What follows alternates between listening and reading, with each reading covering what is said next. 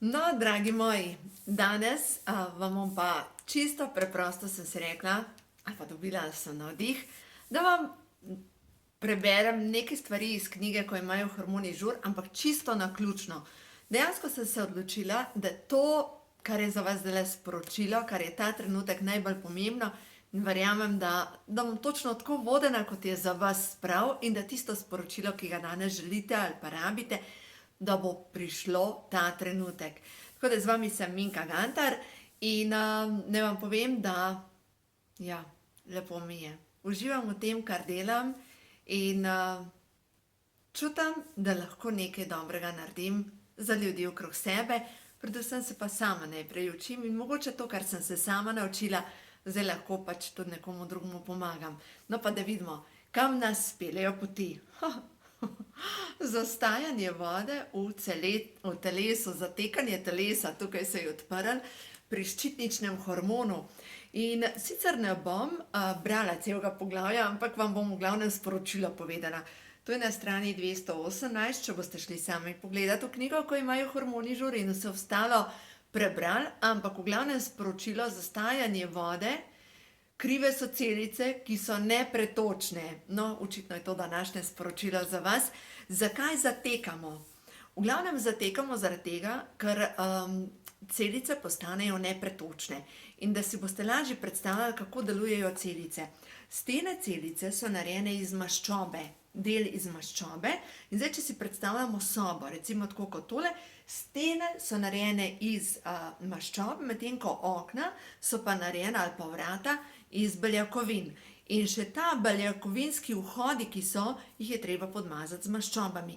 In prva stvar ljudem, ki zateka telo, ki so utečeni, ki enostavno imajo občutek, veste, kot kole pritisnejo, pa jim ostane kar vdolbinca v telesu oziroma na roki, jim v osnovi manjka dobrih maščob. Tukaj so hladno stiskane maščobe, lahko omega 3, zelo priporočljiva in ta že pomaga pri tem, da se začne celična membrana odpirati in da gre boljši pretok skozi.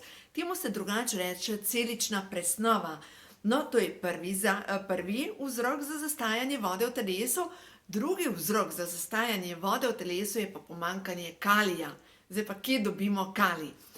Danes je bila pri meni ena gospa, ki je bila, mislim, da 14 dni nazaj, ravno tako je bila nedelja in je rekla, joj, veš, moram iti na urgenco, zdaj mi je pa srce izdal in res ne morem več. Gospa je v zadnjem letu imela strašne strese, selitev, res velik premik v življenju je naredila in v glavnem zaradi kroničnega stresa in verjetno je vmes majčkeno nase pozabila, pa majčkeno neprimerne hrane, se je zgodilo to, da njeno telo ni dobilo dovolj kalija. In v bistvu na urgenci so ji dali infuzijo, ampak povedali v osnovi, da ji manjka kalija. In zdaj, kako prepoznate pomanjkanje kalija? Zastajanje vode v telesu, pritisk, povišan pritisk in špikanje pri srcu. Morebiti imate občutek, kot da vas bo kar kap zadela. Veste tisto, da vam srce dela po svoje, ker pa kalij vpliva naprej na delovanje, na vezavo magnezija. Magnezij pa točno deluje na srčni ritem. Tako da, kje dobite ta trenutek ne več oziroma kalija? Ja, v regratu, pa v šparglih, potem, ko bo več svežega peteršilja, seveda v peteršilju, pa v zeleni in mogoče najboljše je, da si delate kar smuti. Zdaj, mogoče razmišljate, kako naj iz regrata naredim smuti. Tudi ga lahko date, naredite zeleni smuti. Zelo pa priporočam špargle, tako da šparglji imajo pa ogromno kalija in vam bo pomagal pri tem, da bo začela voda iti iz telesa.